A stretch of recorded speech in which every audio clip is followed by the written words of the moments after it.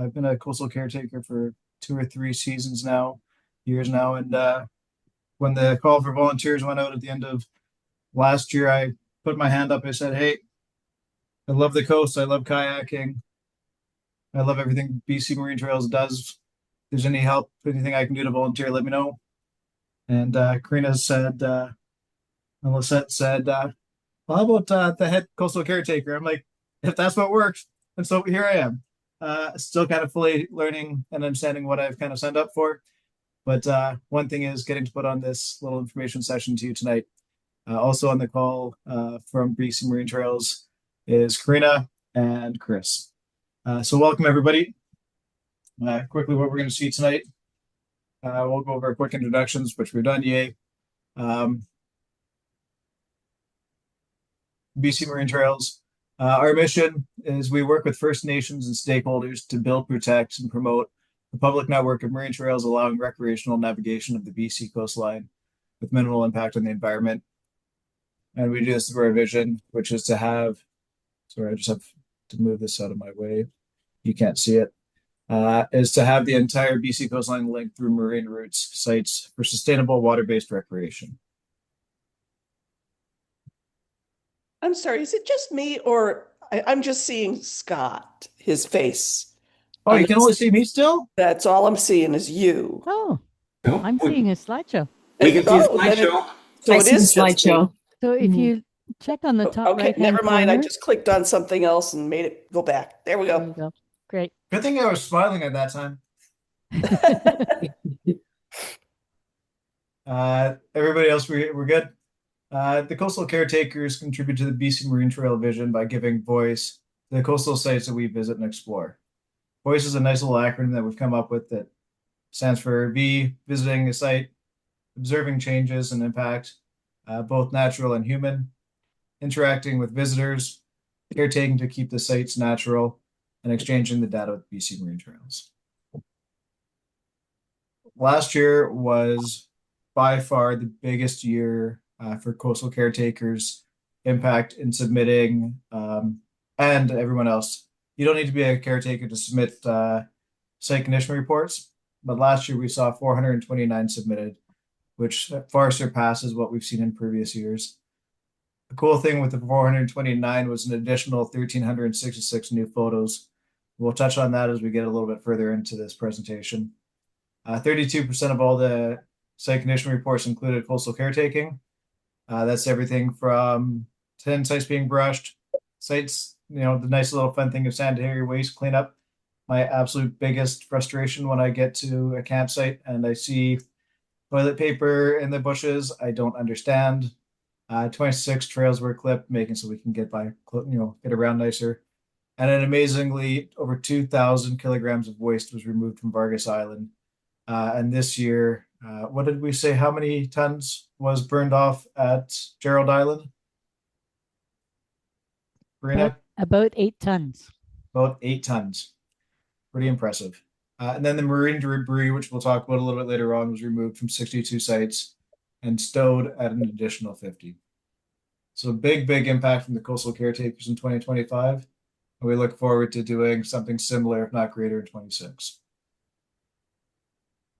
The Coastal Caretakers Code of Conduct, really, it's nice and simple. Before you take your trip, check the regulations specific to your location, mainly BC Parks and First Nations.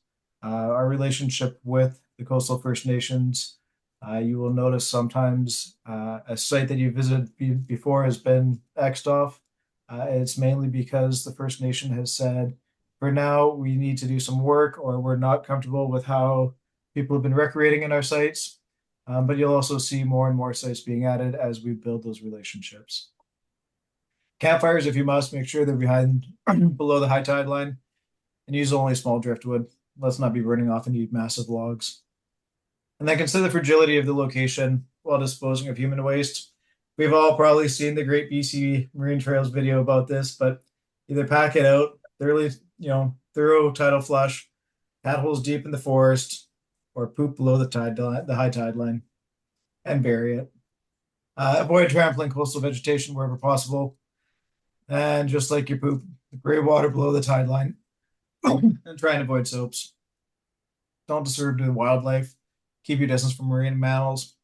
And don't leave your food unattended because they will find it, they will eat it, and you will wonder how quickly they got rid of it all for you.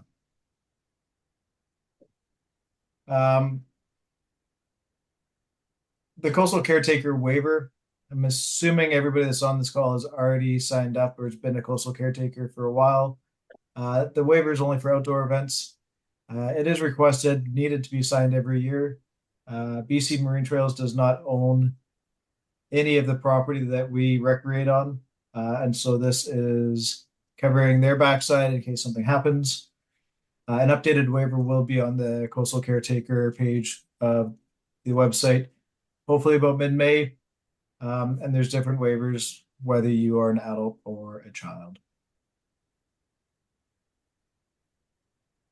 When we talk about respectful recreation, this is actually a really cool little thought process when you read through this.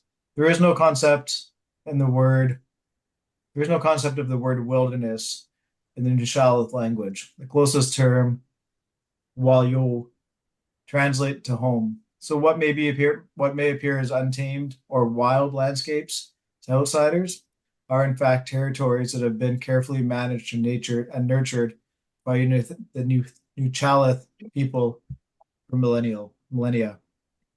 Pretty impressive when you think about it. And when we talk about supporting respectful recreation in First Nations territories, anywhere we go along this coastline, we're in one, most likely, more than one First Nations territories. Please be respectful of their land. And steps for being respectful recreation. Review the respectful visitation information available at BC Marine Trails on the web, on our map. You'll see on right here is an example off to the right. There's always a little blurb, quite often a little blurb about the First Nations guidelines.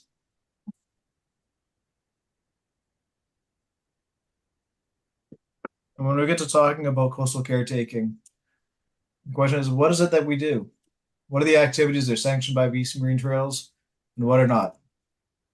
The reality with as a coastal caretaker, we're out there to enjoy paddling, enjoy the nature, and do a little bit of housekeeping. We basically, as a coastal caretaker, you've put up your hand and said, hey, when I'm out there, I plan to leave the site looking a little bit better than when I showed up. And BC Marine Trails has said, we got your back, you're allowed to do so. Basic housekeeping, light caretaking, debris removal, light clippings. I got myself a machete this year. I'm a little bit proud of it because it's really thin and it fits into my kayak nicely. And so now when I'm walking out there and I get to a remote campsite that has a pit toilet somewhere and the trail's all grown over, I can clean up that trail and make it so the next person when they come by can get in there a little bit easier. Also, remove any fire rings. And the big thing is if you're removing a fire ring, have a little look underneath where it was. Quite often people will have buried most of the stuff, unfortunately, and there may be bottles, there may be broken glass. So just make sure if you're covering it up or removing it, that you do a little bit of a dig and see if there's anything that could be a hazard there. Toilet and latrine maintenance. Just add wood chips if it's there. Sweep it out if they have a broom. And the two big things is please, please, please, you are not permitted to use power tools.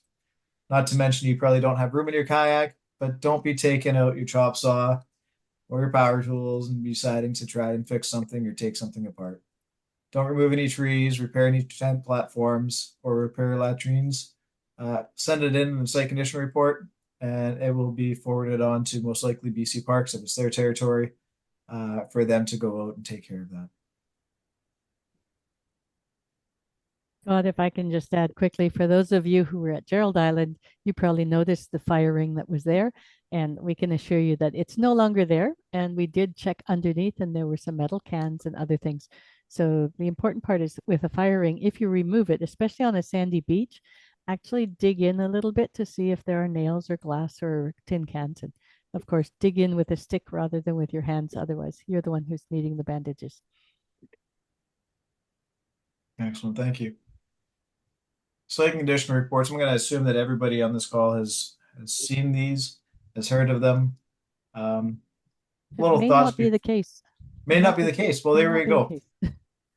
So BC Marine Trails has what we call the site condition reports. There, there's an app that you can download with access to it. You can also email them in, I believe. And everywhere that is on that BC Marine Trails map, you can do a site condition report. A lot of it is asking simple questions such as, is there fresh water at the site? Things like here, and we'll go over this. Read the other reports and insight what is included in the site information, what's missing, and what you'd like to know. There's things on there being like, how many tent sites are there? Is there anything broken? I forget what some of the other questions are. And then consider filling out an SER for a new site that's not on the BC Marine Trail map. This is quite often for those of you that might be here on. I'm based out of Nanaimo, anyone that's by Salt Spring Island is the third sister island, or Chocolate Beach, is one that, in my opinion, should be on the map. And it isn't, but it's recreated by hundreds of people every weekend, it seems. It's a nice little stop and it's a beautiful sandy beach. But this is one that BC Marine Trails will go through the process of understanding with the regional district if it's one that can go on the map or not. And these are ones that, as you're out there, if you find a site, report it in, and we'll get to showing you guys a little later on how you can do that. And at your campsite, campers know all the details. This is where it becomes kind of fun. How easy is it for the beach landing? If it's a surf landing, how bad is it? How good is it? Depending on your view. Best protection is offered from which direction? Is it easiest to approach from the south or from the east or from the southeast? Is it best to enter the bay on the north side or on the south side? How does it look at a low tide? I'm gonna guess that many people here have probably, gone on shore with their kayak at high tide, started setting up camp and watched the tide go out, and all of a sudden realized being like, oh man, that's gonna be a long walk out in the morning. Or a These are very things that, rocky one. sorry? Or a very rocky one. Very, yes. Yes. And how reliable is a water source? We often will see, on maps that'll show water, but as we all know, come August, what was a flowing stream in February is dry in August.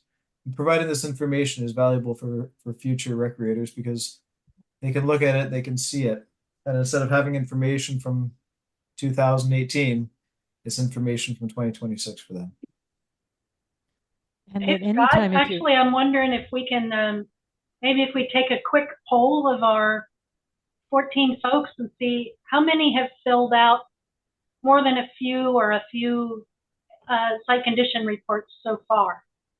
You can raise your hand, shout in the audio, maybe just give a chat response. Would that work? Or react?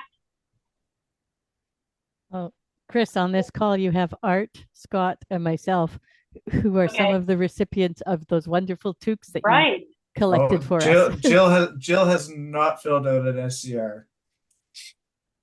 Okay. And we'll get you on the bandwagon. yeah, Scott, if I can just back up to when you said, think about before you go out, what is it that when you read the map, what was the information that you were missing that you wanted to know? Make yourself a little note and say, hey, when I go there, I'm going to get that information.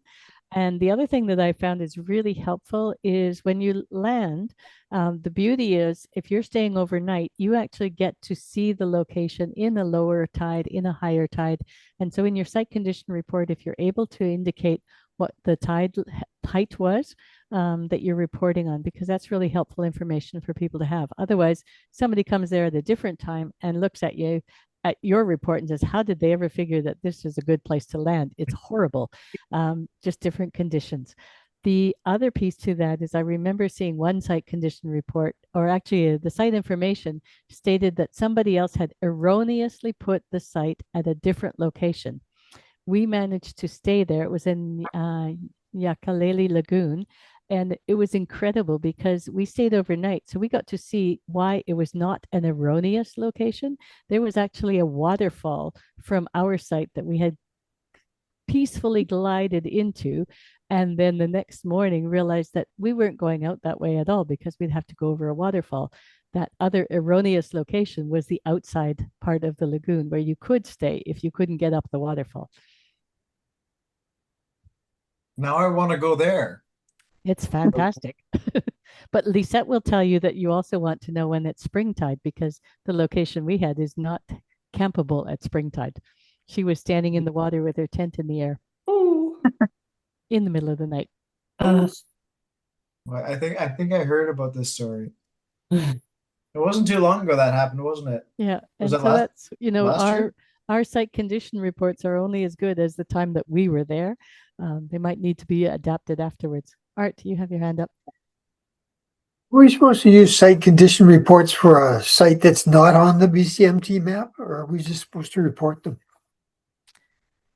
Very I good always thought question. that the site condition report was the report on a site that's already on the map, a named site.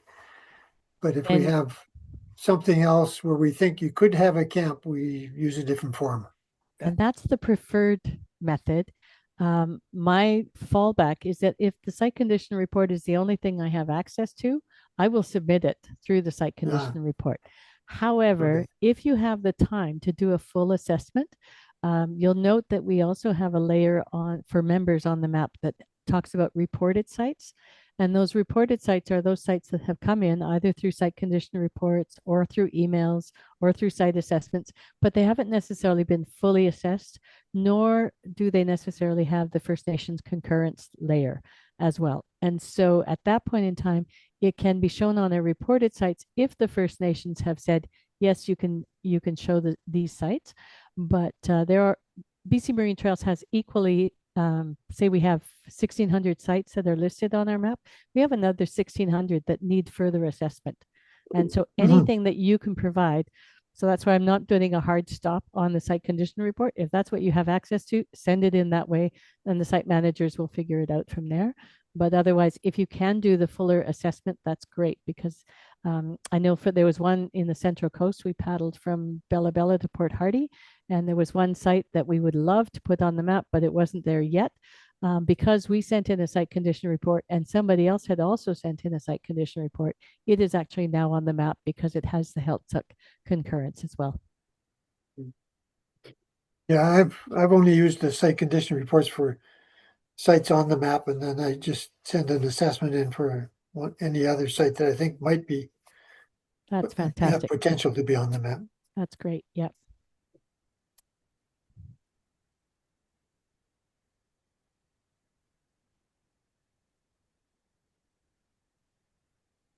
When it comes to submitting photos with your site condition report, unless you're still using an old classic digital camera, the photo size most likely won't be an issue. But we do ask it's 120 by 1280 by 720. And the big thing is nowadays is under 12 megabytes. A big thing, and this is what Karina has kind of mentioned, is when you, sorry, I'll get to that on the next one. The photos that provide the user the best visuals about the site. Things about the direction of easy landing. If you give somebody the visual of what they can expect, the visual of this is the tenting area without their entire camp setup, allow people to be able to envision what they're going to be approaching. If you are doing debris pickup but you can't take it out with you, if you're able to get the geolocation of the debris, take a picture of it and submit it. We do have some pretty good relationships with organizations that do beach cleanups and will go and pull that debris. And then the location of any hazards, the dangerous trees, buried metal, just so people that when they are approaching, they can be aware of it. And photos of different tide heights, and this is what Karina was kind of talking about, is as we're out at a site, if we're overnighting it, we have the opportunity to see what it's like when the tide is high, when the tide is low, and in different conditions. By taking photos of those like that, it allows people to have an understanding. Okay, maybe when I say it's a rock ledge approach, it's not that bad for me. Or maybe my interpretation is, yeah, okay, I don't want to do that because I can look at the photos. And naming them is key. We're going to start seeing more and more of the photos as we upload them, being the name that you give them will be associated to the photo. So instead of it being IMG 3419, it can be something like south facing beach at 1.6 meter tide, or northwest approach at whatever tide. So this allows people when they're planning and they're referencing their tide guides to being, okay, I'll be getting to camp right around this time. It's probably going to be a low tide. They see a photo, then like, that's too long of a beach walk for me at low tide. It just gives people more and more useful information for when they're making their decisions when they go recreate out here in nature. Comments are valuable. There's a little area. Feel free to add some information, be succinct, capture info valuable to campers. Record any bear or wolf activity. I still have not seen a wolf in wild. I put myself out there. Kayak on the West Coast. I Try the understand North Coast. Ballenas Island is Yeah. the place to North go. Coast is the Yeah, Nook I gotta go to Island. the North Coast. Yeah. Yeah. And record any human density at sites. It just allows people to have an understanding. If you know what, you're going to be expecting to see a whole bunch of people or expect to see nobody. It's kind of nice. And if I can add something there, one of the things that happens is people say, oh, if you're going to send in a site condition report, I don't have to. And I really encourage people to send one in anyways, because each of us looks at a site from a different perspective, from a different angle. And if we have 10 site condition reports on a site, it shows us that there are a lot of people using that site. It shows us that information. And if there are no reports, well, then we have one person on our committee says, oh, that's where I'm going to head next year because nobody reported. So there's a good chance nobody will be there. That's me. And also, if we see many site condition reports, it also says that if our people are submitting them, there's many more people visiting those sites that are not. And it may be an opportunity or a thought process for BC Parks or the local First Nation. We may look at putting in infrastructure, aka food caches or an outhouse. Just because if it's getting used that much, it's also an awareness thing. Because unfortunately, as we all know, many of us, we ask you to poop below the high tide line. Unfortunately, many people will just do it behind a bush. And many people doing that is not a good thing. Anyways, moving on. The marine debris drop zones. You will now notice on BC Marine Trails map that there's actually, and you'll see it in a little bit here, there's an icon you can click on that actually has drop zones. These are signs. You can kind of notice it there in the right-hand corner of the photo. If you're on a beach, go for a little stroll. If you find debris and you don't have the ability to tow it out with you, just store it here. It's been considered high enough outside of the tidal zone. And hopefully when somebody, BCMRC or Legacy, what is Ocean Legacy, when they have an opportunity, they will go by and clean it up.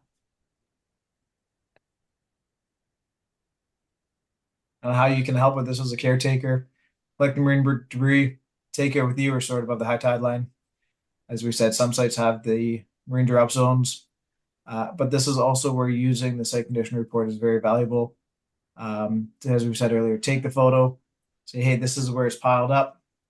You don't need to have exact GPS coordinates, but if you can say it's on the right side of the beach or the north side, so we have an idea of where it is, then we can allow somebody to go and clean it up. And you'll see here coming soon, the deer group engaging with Wyatt. I will not even try Chuck and Lissette. thank you. And Tishat. First Nations will start seeing debris pickup happening in that island group. Vargas and Flores, we saw 4,200 pounds removed in 2025. And the Cape Scott area, Grant Bay, Cape Palmerton wreck site was another 1,230 removed by Ocean Legacy last year. There is a lot of debris out there, and whatever we can do to kind of get it into one little area and off the shoreline, is kudos to you, and we appreciate it. And so that you know, the West Coast Marine Response Corporation, which we often call the spill boats, the orange, blue, and white boats that we see, those are the people that we have this wonderful relationship with on Vargas and Flores, and hopefully in the Deer Group area as well. Which basically they have said, oh, we need to do training exercises because we're not dealing with oil spills every day. So we can organize our training exercises around your cleanup. So the people going to Vargas will be there the last week in May, and the WCMRC will be there the first week in June to take that stuff out. So that's a wonderful relationship where we're not going to be buying boats, and we're not going to be doing that kind of removal process, but we can work with others who have that. And it saves them time as well. Ocean Legacy could certainly do cleanups, but if we've already done the cleanup, it's faster for them to help out with the removal. And the example that Sam uses all the time is that several years ago, I was up in the Heshquit Peninsula, and we had 2 days where we weren't going out on the water. And so we cleared a whole bunch of debris from the reserve lands and from the entire beach area without really any knowledge of who we needed to report that to or if it would ever be picked up. And we had Rugged Coast Research Society announce that they were heading up north, and on the way up that they could probably stop in at Heshquit Peninsula and pick up that debris. So we were very grateful because there was a lot of toxic stuff that we found along the way as well, and just huge blocks of styrofoam. So it's about making the connections, connecting the dots and working together. The spill response group is picked up on Florencia, the little island in Florencia Bay. Had a huge stash out there. They've also picked up on the Fraser group. So fantastic. I got a new huge stash out there for them. They can go again. Yeah. Yeah, WCMRC does a very good job of helping clean up the coastlines, and we're grateful for that assistance. You'll notice on the BC Marine Trails map, we've added in the marine drop-off zones. I really like this because it allows me as a kayaker who goes out and I do some beach cleanup and I put it where it belongs, or I put it where I can get it to, and I report it. And then I can find out that it's on here. And it's not going to happen right away, but when they go out, WCMRC goes out and cleans it up, or Sea Legacy goes out and cleans it up, or anyone does, it gets updated in here that debris has been picked up. So you, as somebody who's trying to do your part, you can also see, hey, you know what? I've done my part, and somebody's helped me on the next way, because I can't bring it all the way from Nooka Sound all the way back to here. So it's really a cool little feature that's on there. And for those of us that like to help and like to see something happen, it's a great way to kind of track it. And this is brand new as of last year, and we're still working on it, because ideally it would be great if once the debris was picked up, that icon could either change color or disappear, or something would happen. So it's an ongoing conversation, but it certainly is telltale as to how many locations have been flagged by people submitting site condition reports. So, sometimes you think, oh, my little effort's not doing anything. Think about that multiplied by 1,600 BC Marine Trails members. We could go a long ways with this work. I've never reported it on the site condition reports. I just talk to the guys at the spill group, and they go and get it. And you have that's direct great. access. It's nice. Yeah. So what we do is we compile a spreadsheet for the spill group guys, and then they know all of the different locations. So if you Okay. can report it through the site condition report, then it gets added to that accumulated data. Okay.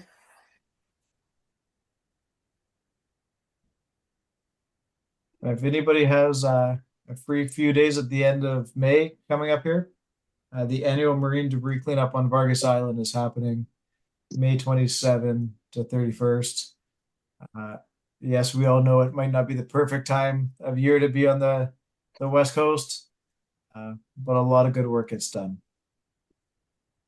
And if you can't do it during that week and you have your own location, like Art has a special place that he likes to go and clean up, you're always welcome to do that at any time.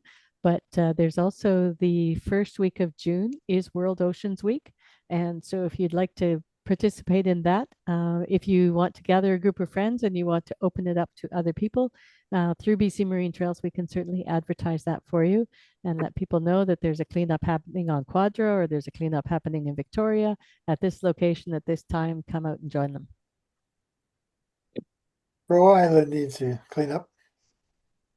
Which island? Crow, Crow. halfway between here and the Broken Group. Where's here for you, Art? Yuki. Oh, okay. Yeah. And one of the reasons that the Coastal Caretaker program got started was that we would often receive a report from somebody saying, this island sure needs a cleanup. And our reaction as the 12 of us on the board was to say, you were there. It would have been really nice if you could have done a little bit. But people don't feel like they have permission to just go out and do that kind of thing. So that's why the Coastal Caretaker was to say, hey, if we can figure out how to make sure that you have permission for certain things, then we can start having an impact all the way up and down the coast in remote areas.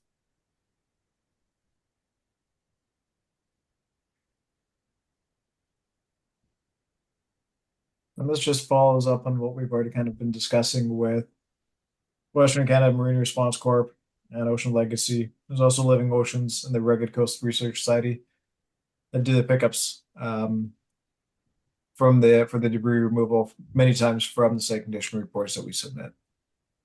If anybody has not yet seen these, I'm looking on the right side of the slide, Ocean Legacy turns correct me if I'm wrong here, Karina, the fishing line that they bring in, not the fishing line, just all the ropes, into these cool little soap dishes.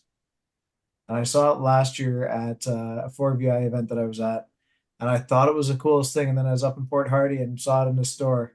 And I'm like, we need to see these everywhere. And more people need to understand that, yes, not only are we removing it from the shoreline, but we're transforming it into something that we can be using every day. Happening with the ropes, but also the transformation of the plastics. It's just amazing to see what. Picking up, Karina. Lost your sound there, Karina. Oh, maybe Oh, I got you back. Good. Lisa, were you just trying to add something there? No. I was just saying, oops, we lost Karina. Okay. I saw you go green, but I didn't hear anything. So I think we just lost everything for a half second there. Now, we all have this little fun where it's not a competition, but the more site condition reports that you submit, the more chances you have to win some really cool prizes. This has been going on for a few years now and will continue for 2026. As of tomorrow? As of May 1st through September 30th, all site condition reports that are submitted, your name will be entered in to win one of these three great prizes. Either a Mustang survival suit, it's the top prize. The Comox Valley Canoe and Kayak has donated a 25-liter Sea Lion duffel bag, and Delta Kayaks has donated spray skirts, cockpit covers, some polish kit, some tie-down straps. So there's some cool little prizes. And I don't know if you can see me, but last year they gave out the top. Can anybody see me, or am I the only person who can see me?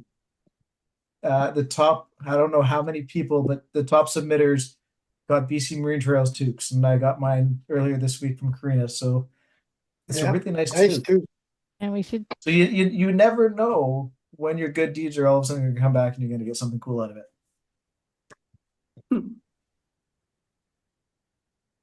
Any questions, comments, or feedback ideas on the site condition reporting? Yeah, no, I didn't realize you could use them to report your trash sites. Yeah. Basically, the site condition report has been divided into sort of two parts. One is really tell us a bit more about the site, the tenting, the landing, and the other part is tell us about your actions at the site. So that's this whole coastal caretaker idea.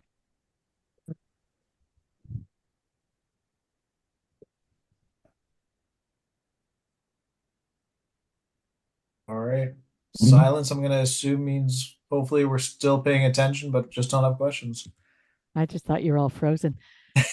So Scott, would you mind just going back Yeah, to for sure. the previous slide for a second? I put those, sorry, the next one. I put these two pictures in because one is from Gerald Island. On the left-hand side is the prickly pear cactus. Fair. So just as a little caution, if you're on coastal bluffs, these, you don't see them, you actually feel them probably first. If you are wearing your sandals or thin footwear, those spines will go right through. And we often don't think of our coast having cacti, but they do. And on the right-hand side, if you have not yet been to West Ballenas, which is what the next slide will be about, I just wanted to share this one because there is a concrete ramp that goes up and we have the BC Parks Foundation sign at the top. And Liz and Len, who were with us at Gerald Island, installed that little bird box that you see on the right-hand side for visitors to let us know their information. And the sign that's on the left-hand side is actually a sign that shows some of the fragile vegetation that is on the coastal bluffs. So just so people are aware, there is a sign at the front that is the code of conduct sign, and I think that will be moved eventually to be on the post with all the other signs so that we're not doing too much sign pollution. The yellow sign on the left is a ridiculous sign that says no motorized vehicle traffic on these trails. I can't imagine bringing over the motorized vehicle traffic, but that is something that BC Parks Foundation is changing their sign. So if you could go to the next slide now, we can talk about some of the perks of being a coastal caretaker is that occasionally we have special permissions to do special things because it's a benefit to other people as well. So about the same time we started the Coastal Caretaker Initiative in 2023, we had the BC Parks Foundation approach us and say, hey, we have just acquired West Ballenas Island, and we actually don't have any information on how it's being used, what people are doing when they're there, how long do they spend there, and we need to put together a management plan for the island. So BC Parks Foundation has certainly been criticized by the public saying, hey, I thought you bought this island so the public, we bought this island so that the public could use it. When is it going to be publicly available? So just so that you know, it is available. Anybody can go to West Ballenas Island already. There is a site, the Southwest Bay, where you can land. It's marked as a day use site.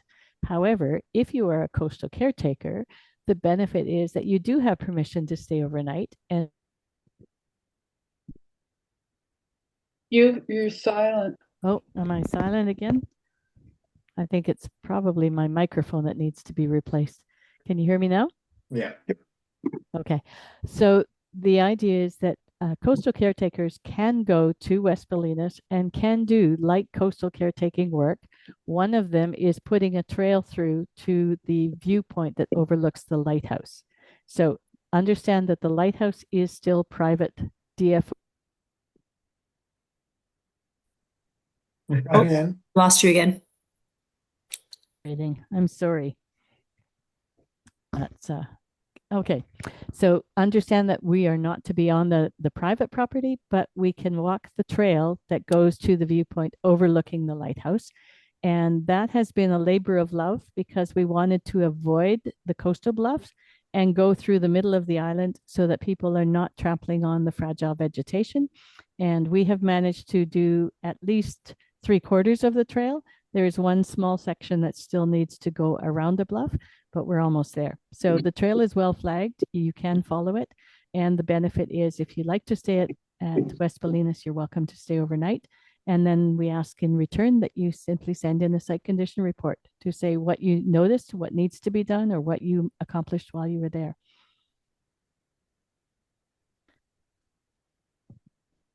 So were you able to hear that part?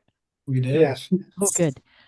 So then the other part is that BC Parks Foundation has also acquired 8 new sites. And they would also like to continue with that low key model where it's not necessarily public and publicized, but if coastal caretakers would like to go and visit some of the other sites and offer their suggestions on what might need to be done, they are certainly willing to have our input. So we have a very good working relationship with the BC Parks Foundation, and it benefits us because we're able to add sites. It also benefits them because they're gathering really important data on deciding how to make these new sites available to the public. So your input is certainly welcome, and I can share those other sites with you if you're interested. And I will put it together in an actual Coastal Caretaker newsletter information so that people can see them. And that information goes out if you're a coastal caretaker and you accept to be on our email list. We send out occasional newsletters just to say here are the new details for coastal caretakers. Any questions on that?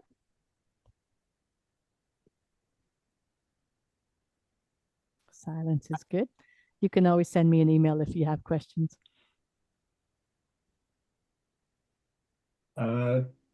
Just an overview of new features. Many will be aware of these. Some may not. As we continue to talk about site condition reports, we've added a little tick box where if you click it off, you can see where a site condition report has been submitted. And there's many places where you can see many have been submitted for a single site. Again, the really cool thing about this is you get information from last year, essentially from this. So you get up to date intel as to where you're going to. Or you can also make it a game where you're deciding where you want to go and see, okay, nobody's done a site condition report from here. Maybe this is somewhere where I'm going to go and explore.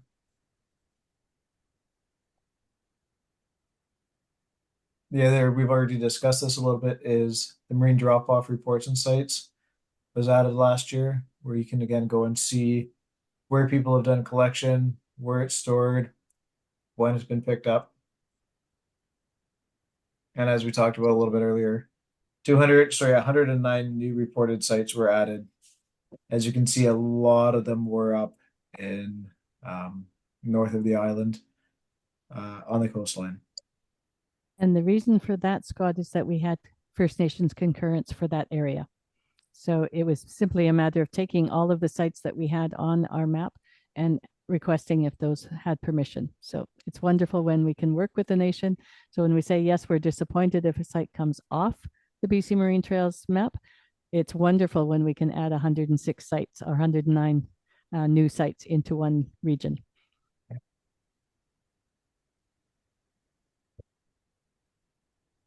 And then we discussed this. If you find a new site and you have the time, the ability, on the website, there is a site assessment form you can fill out. It takes about 20 minutes.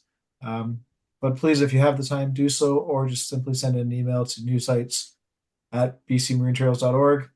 Add some photos, give some feedback, and they'll take it from there. As we discussed, there's many times where there was a site that was on the map. Now it's either an X or it might be gone entirely. This, in many cases, is because the site's been removed because of an agreement with the First Nation group, conservation purposes, temporary permit, safety concerns. The big one, what was the Southern Gulf Island cabin, no cottage?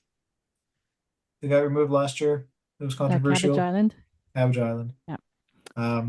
And it's not optimal for paddlers, but for the conservation of the land, the federal Parks Canada made that decision. Please be respectful when they do cross off X out of sight. And then the side panel information, it's nice and handy. This is probably where we all get our most information from, is looking off to the right and reading where it is, what the tent sites are like, what the landing is like, what the First Nations information is all about. and photos. We love photos, if you don't know that yet. Enough of my voice. Over to you guys. Anybody have any questions, stories, or ideas for coastal caretaking? Yes, Art. Just a caution, I guess, when you approach these lovely, beautiful, sandy, sunny beaches, sometimes you'll find one that has the sand smoking, and people have buried a fire. So I've run across that 3 times, and it's a kind of a dangerous thing. If you step into that sand, you might end up with a hot foot. So I've taken them apart and thrown all the parts into the water, but just a caution when you're going onto a new sand beach right close to a camping area or a recommended camping area, because 2 of these have been in fairly frequented camping areas. One was a more isolated one, but It's that worst case scenario. Thankfully, you had a little bit of steam to give you an idea, but the worst is when you're just walking along a beach and someone has buried it, but the hot ashes and coals from below have warmed up that sand to the point where you put your foot down and you're dancing. yeah. And sometimes they've smashed their beer bottles in there too, because I found one like that as well. So, And that's what Karina was mentioning earlier about if you do see a fire ring, grab a stick and dig down a little bit, because there's a good chance you're going to find something, unfortunately. yeah. So Well, if that we was, can get rid of the glass and the cans and the nails. yeah, that was a beautiful beach on Campania. But it's frequented by power boaters, fishermen, sports fishermen, and there was a fire ring about probably 8 feet in diameter, full of Wow. smashed beer bottles, and they have the habit of burying their fish cleaning on the beach, and then in the morning you'll find half a dozen wolves out there digging it up. So, Evelyn. Oh, hi. Thanks. That's been very informative. I have a question about camping. I've understood it that you can camp below the high tide line on any provincial lands. Do you have any insight into this? Tides come up. It's all land below the high tide line is federal property, and you can recreate, you can come to a stop on, you can camp on, but tides come up. I am not personally, Karina can step in with something maybe BC Marine Trails official, but I'm not camping below a high tide line unless I'm 100% certain that I know where that 11.6 line is in the sand and it's not going to get to me. And you also want to think about, is that an IR land? Sure, we can say that the foreshore is publicly owned, but really we are paddling in traditional First Nations territories. So if it is IR land, there's nobody who's going to be upset with you for taking a quick rest stop and moving on, but it's not a place that you should be staying overnight at.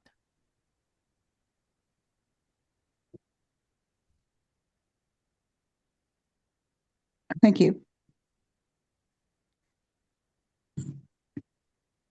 Now, I think Scott mentioned earlier the piece about annual waivers. So if some of you have been coastal caretakers for eons, we've never asked you to sign a waiver each year, although many of you have been participating in all kinds of activities, so you've been doing them anyways. What we're trying to do is work with our legal advice and revise our waivers so it's a little bit more friendly. We had a lot of red ink and capitals and bold and all kinds of things. So that's why we haven't put out the waiver yet, but we've got a couple of people who are reviewing it right now. And that's why we say we hope to get it out to you by the middle of May. And we would really appreciate if all coastal caretakers took the time just to sign the waiver each year. It is a way of protecting us at BC Marine Trails, but it also, because we have agreements with BC Parks, with Recreation Sites and Trails, the BC Parks Foundation, we are covered under their insurance as well because of the work that we are doing, sort of indirectly related to their work. And so we just have to be careful that we follow through and say, yes, if we are requesting waivers, we are asking people to update them each year. Are we going to be getting out an email to remind us to renew, Yes. What we were hoping is to have the new waiver ready for you, and we'll send it, and then that will be an easier one. Hopefully easier for you to read. I won't say it's shorter, but at least it's in human language that everybody understands. And Jill, did I see your hand up? Yeah, that was earlier. I had an experience with a dismantled fire that really upset me. It was likely a well-used fire, and it was spread all over, and I was covered in charcoal from head to tail after one day. It was on my shoes, it was on my tent, it was on my... So I don't know. They have to be dismantled, but they can create an issue as well. Like, it's something to be aware of if all that charcoal is spread all through the camping, which is what happened. And if you think about our example at Gerald Island, we had a huge fire for all of the ivy. We also had a fire each night for everybody who was there. Those were done below the high tide line, and the next morning there was absolutely nothing left to see, where the fire ring that was there for everybody to see with the rocks around it was there right up until the last day when Sam and I dismantled it. I'm just saying, like, this is a fire that was above, had been, and it had been used for a long, long time, and then it had been taken apart, and it was spread over like the area where you would put about 2 tents. Right. You know, you don't notice right away, and then, yeah. It's just something to be aware of if you're taking it apart, because the ones you're taking apart are likely above the tide line. Of course, yeah. Ben, thank you for attending. Enjoy your next Zoom. Thank you. Thank you, Scott. Wonderful. We'll just, unless there's any other questions, conversations. I just wanted to extend my huge gratitude to all of you for coming tonight, and I look forward to seeing your site condition reports throughout the paddling season and beyond. So please send them in. And if you have questions along the way, this forum here is an opportunity for people to ask questions, but it's also been the way that the Coastal Caretaker program has evolved. The little Coastal Caretaker cards that we give out came out of a session like this, where somebody said, I don't feel like walking up to somebody and say, hey, your fire really should be below the high tide line. So could we just have the code of conduct and Coastal Caretaker cards that we could hand out to people? So those are available. If you'd like some Coastal Caretaker cards, I have a box of them at my house. We also have some postcards that have been done for BC Marine Trails with the code of conduct and the map. And so those pieces are available to you if you're interested in having them. I think everybody got kayak decals when they were at Gerald Island, but if you didn't receive a decal and you'd like one, we also have Coastal Caretaker decals. So just let me know that you'd love to have it, and we'll send it your way. I just have one question. We do very little kayak camping. Mostly it's just day trips and stuff like that, and focus seems to be a lot on the camping aspect of things. But I assume you'd also be interested in areas where we just go for like day use areas and report on those as well. Absolutely. 100%. I did a presentation to the Nanaimo paddlers, and I said, look, here are all these sites that are right close to where you are. They were launch sites. None of them had a photo.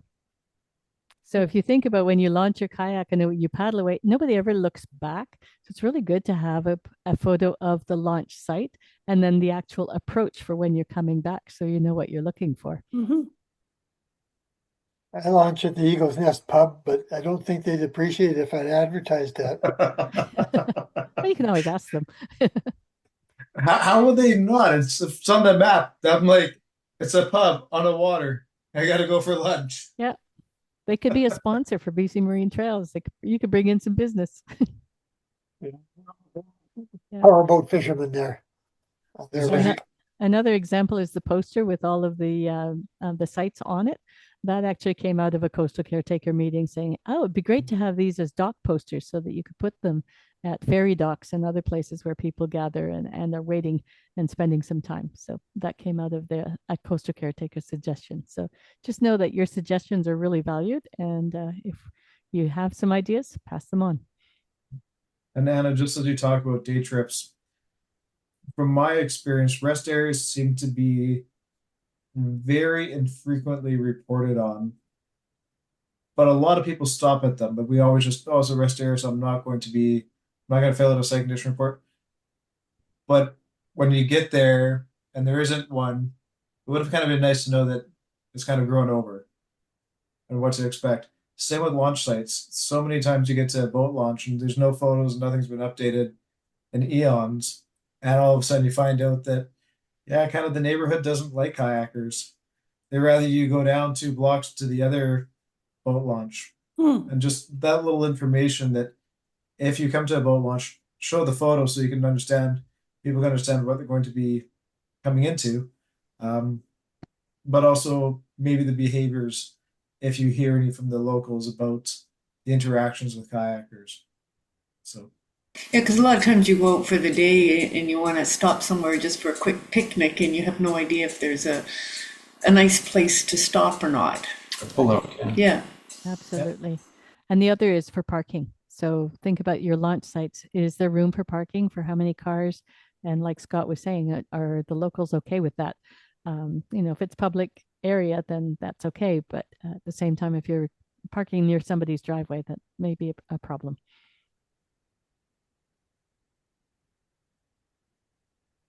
All right, well, we've hit 8 o'clock. Somehow or another, we nailed this for time.